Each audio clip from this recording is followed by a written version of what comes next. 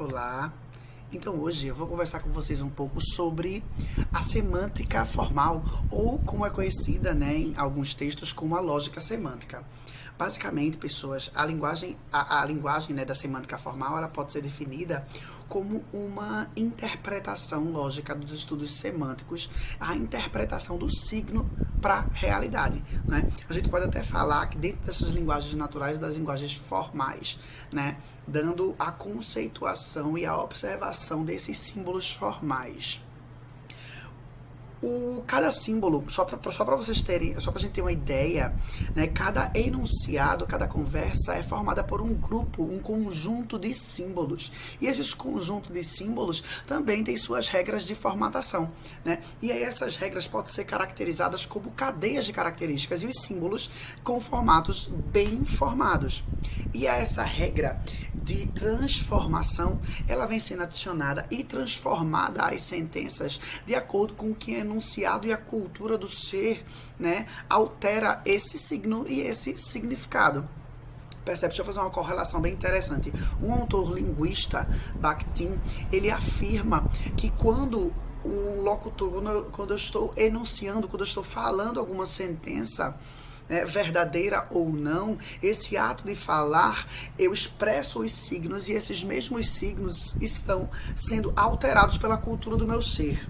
Quando esses signos viajam, esses signos que se tornam enunciados, porque se tornaram verdades ditas por mim, percebe? Quando chega no locutor, ele vai absorver e o enunciado e a cultura dele vai transformar esses signos na sua nova verdade. Então isso é uma semântica formal.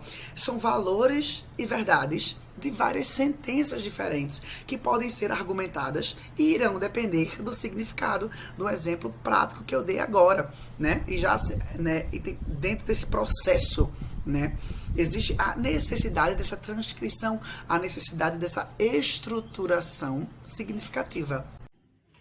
Então, agora vamos abordar um pouco sobre a semântica argumentativa. Ela surge como uma alternativa da semântica formal. Enquanto a formal tem suas raízes na lógica e na filosofia da linguagem, a semântica argumentativa encaixa-se na abordagem pragmática. A ideia dessa linha é que não seja usada a linguagem para falar algo sobre o mundo, sobre um determinado assunto, não. Mas que ela convença, ou seja, seu objetivo é convencer o ouvinte a entrar no jogo argumentativo, como se fosse mergulhar naquela argumentação, né? E argumentar é levar o outro, o locutório, o interlocutor, a determinada continuação. Justamente como eu disse, que ele mergulhe na história e possa dar uma continuação. Então, nessa abordagem, na semântica argumentativa, as condições de verdade de uma sentença não são tão importantes. Postula que a palavra contém na língua uma significação que permite certas continuações no enunciado e impede outras. Então, quando um locutor produz discurso na semântica argumentativa, né, ele está expressando o seu pensamento por meio de enunciados e levando o seu locutório a dar-lhe uma resposta.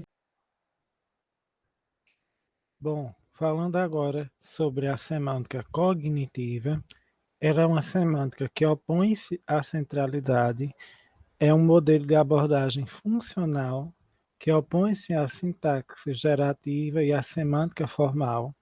Ela preocupa-se com a natureza da mente no processo de conceituação, discute a linguagem de forma multidisciplinar, considerando os aspectos linguísticos, psicológicos e neurológicos. Ela investiga os aspectos gerais da língua com base na relação entre a estrutura conceitual da língua e a construção de sentido a partir do contexto e conhecimento de mundo do indivíduo analisado. Para a semântica cognitiva, a metáfora é um processo cognitivo central. As coisas são classificadas em protótipos e periféricos. Protótipos são os que possuem mais elementos que inserem em uma categoria, e os periféricos são os que possuem menos elementos. O macaco é um membro prototípico da categoria dos mamíferos, enquanto a baleia é periférica. Esse é um dos exemplos dentro dessa análise de semântica cognitiva.